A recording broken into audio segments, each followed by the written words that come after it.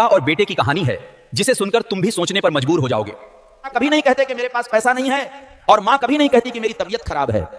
बस इन्हीं दो झूठ की वजह से दुनिया सुंदर बनी हुई है। एक बड़ी छोटी सी कहानी सुनाता हूं। बिजनेसमैन जिनके पास बहुत सारा पैसा था, जिन्होंने अपने बेटे को पाल पोसा बड़ा किया, क्योंकि उनकी पत्नी का देहांत हो चला था। बच्चा पढ़ाई में बहुत अच्छा था। बेटा घर आया और आकर के बोला कि पापा, अगर मैंने परीक्षा पास कर ली तो आप मुझे क्या देंगे? पिताजी ने कहा, बताओ तुम्हें क्या चाहिए? तो उसने कहा कि पापा, शहर में वो महंगा शोरूम खुला ना, महंगी कार वाला, सबसे लग्जरी कार आई शहर में, मुझे वही वाली गाड़ी चाहिए। पापा ने कहा, ठीक है बेटा, अगर तुम कॉलेज में टॉप कर जाते हो, सबसे बेहतर प्रदर्शन करते हो, तो कार तुम्हारी पक्की हो गई। लड़के ने डबल एफर्ट्स के साथ और मेहनत के साथ पढ़ाई की और सच में कमाल कर दिया।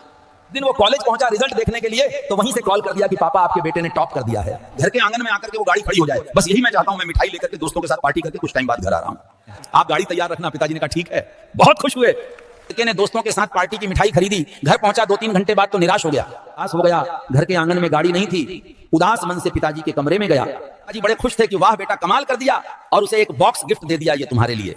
का दिमाग जो है खराब हो चुका था कि पापा यह कर क्या रहे हैं, बात क्या हुई थी और क्या गिफ्ट दे रहे हैं। फिर भी उसने पिताजी को प्रणाम किया, चरण स्पर्श किए और गया अपने कमरे में जाकर के गिफ्ट बॉक्स को खोला और कहा, मां, अगर जिंदा होती तो मुझे कार दिला देती, आपने तो मेरी बात ही नहीं मानी। एक चीज मांगी थी आपसे, वो भी नहीं दी। उसने एक लेटर लिखा, अब मैं जा रहा हूं घर छोड़ के, बहुत मेहनत करूंगा, कार खरीदूंगा, उसी कार से आऊंगा।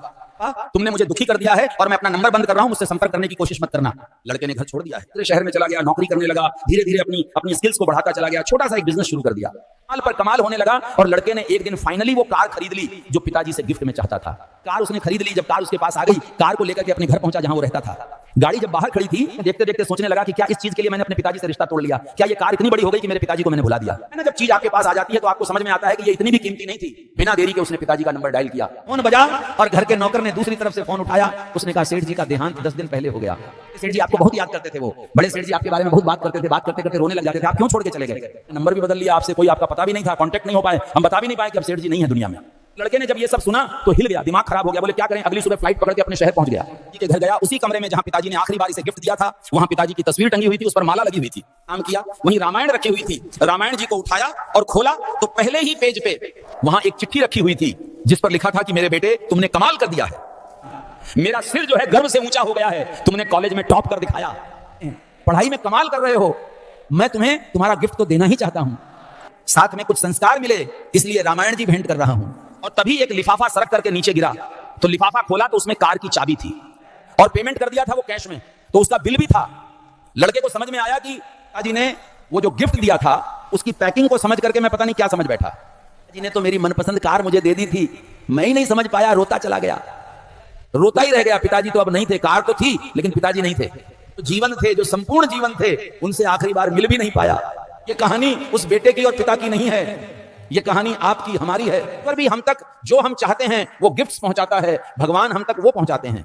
उसकी पैकिंग कुछ और होती है गिफ्ट की, और इस चक्कर में हम उस अनमोल उपहार की कीमत नहीं समझ पाते और बाहरी दिखावे में उलझ कर रह जाते हैं। हम उनसे नाराज हो जाते हैं, दूरी बढ़ा लेते हैं, भगवान से दूर हो जाते हैं और उन्हें बहुत कुछ कहने लग जाते हैं। भूल जाते हैं कि जो भी वो हमें दे रहे हैं वो सर्वश्रेष्ठ गिफ्ट है, क्योंकि ऊपर वाले का प्लान हमारे प्लान से हमेशा बेहतर होता है। हम तो इतनी ही दूर का देख रहे हैं, भगवान तो बहुत दूर तक देख पाते हैं, हमारे भविष्य की रचना कर रहे होते हैं। सत्संग अच्छा लगा तो चैनल को सब्सक्राइब